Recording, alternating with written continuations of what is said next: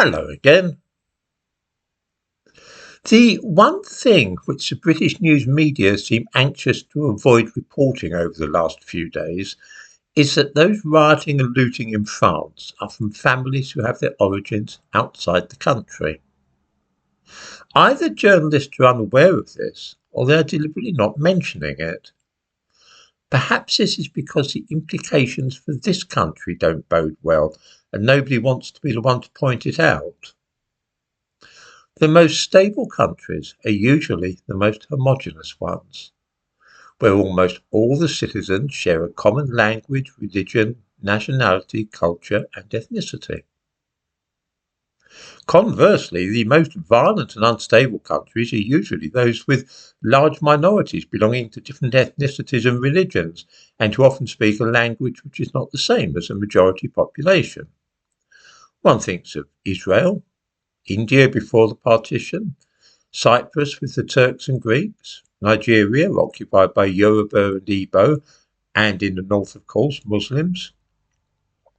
There are any number of other examples, but countries of this kind usually have with them the seeds of, well, at the very least, disorder, but also massacres, communal violence, and in the worst possible cases, civil war.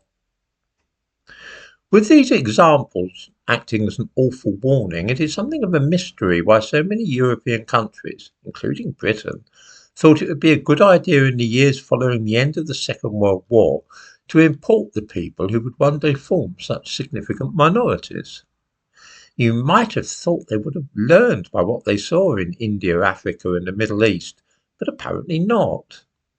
They went ahead and imported sufficient people to create the kind of problems which we are now seeing in France, which has all the makings of a low-level civil war, or at the very least, serious insurrection.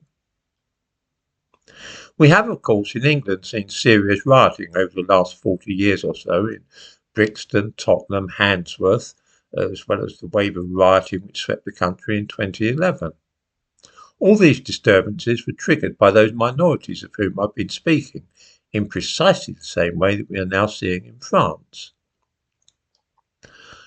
By the way, I've seen some smart aleck left-wingers pretending that this is nothing at all to do with outsiders and reminding us about the riots in Paris in 1968. I remember them vividly.